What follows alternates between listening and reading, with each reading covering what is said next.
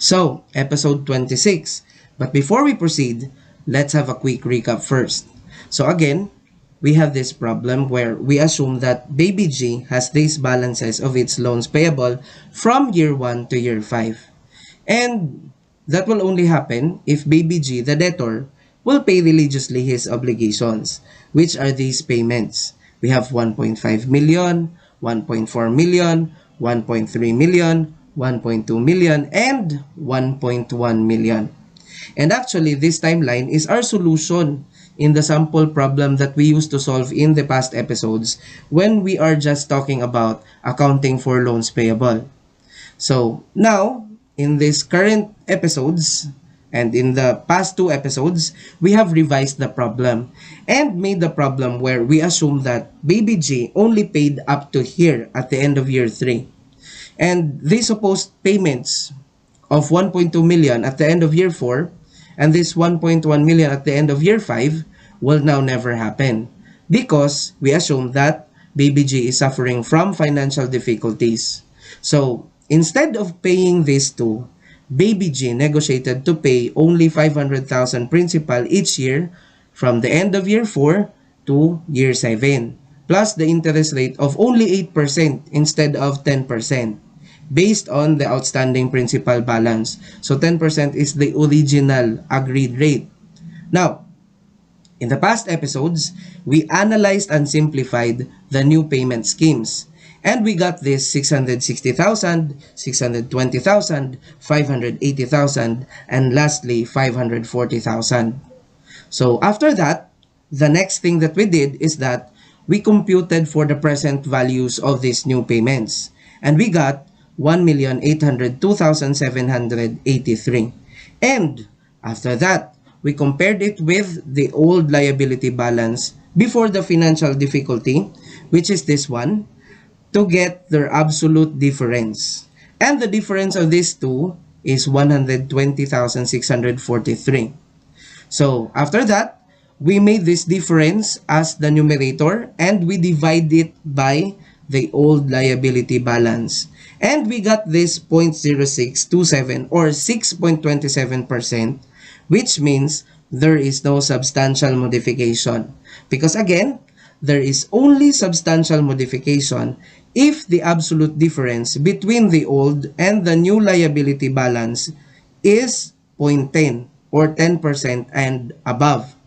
So the effect is we cannot assume the new present value of the new payment schemes as the new liability balance.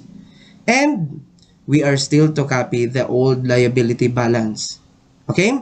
And because of that, we need to find the effective rate to get the present value of these new payments. Because if we continue to use the old effective rate, which is 13% by the way, then we are gonna get this 1,800,000 plus and not this old liability balance.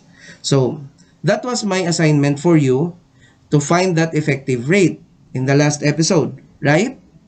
So that's the recap. So now, in finding the effective rate, if you got 9.8397% or 9.84%, then you got the correct answer. And if you did not get it, please rewatch my interpolation video lectures once again. So that's part of this series and their links are on the description below. And actually, you can rewatch all the previous episodes. After all, they are very short, so it doesn't matter. So you do that to recall everything and try to solve once again for the effective rate. Okay? And assuming that you got it right, the 9.84%, the question is, what will happen next? So what will happen next is, we multiply this old balance right here with 1 plus 9.84% or 1.0984. And that will be equal to 2,112,691. And then, minus the first payment of 660,000, and we will get 1,452,691 at the end of year 4. And then, we multiply this again by 1.0984, and we will have 1,595,636 minus the second payment of 620,000 equals 975,636. And then, multiply it again by 1.0984, and we will have 1,071,639 minus the third payment of 580,000, and we will get 491,639 at the end of year 6. And multiply it again for the last time by 1.0984, and we will have 540,016 minus the final payment of 540,000 equals 16. And again, this is supposed to be 0 here. But this is fine because 16 is very immaterial. And actually, we can just adjust this to 540,000 to make this 0 here. Okay? Now, that's the complete timeline. Now, before we move forward, let me remind you again that you can make a table instead of this timeline. So you have an option to make a table. Okay? And I have an episode for that one also in this series. Anyways, we are completing this timeline or table if you want to for 2 reasons. So the first reason is checking your effective rate if it is correct. Because if it is, then at the end of the timeline, the result should be 0 or something nearest to 0. And if it's not correct, of course, this will not become 0. So, again, we are completing this timeline, or we are going to make a table. The reason for that, the first reason is to check the effective rate.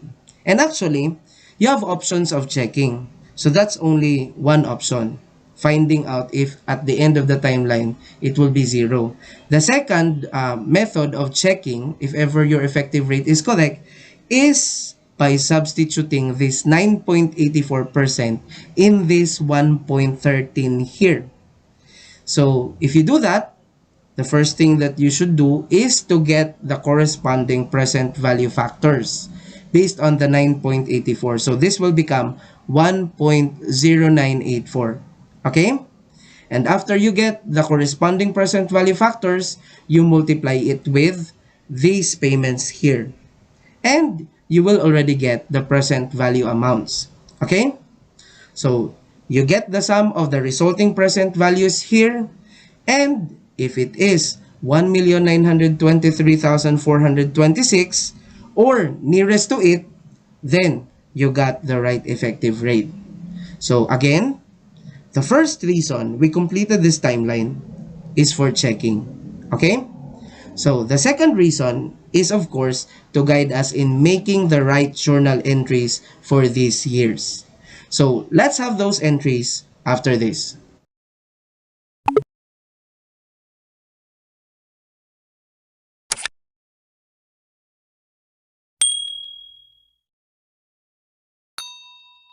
So, what are the entries?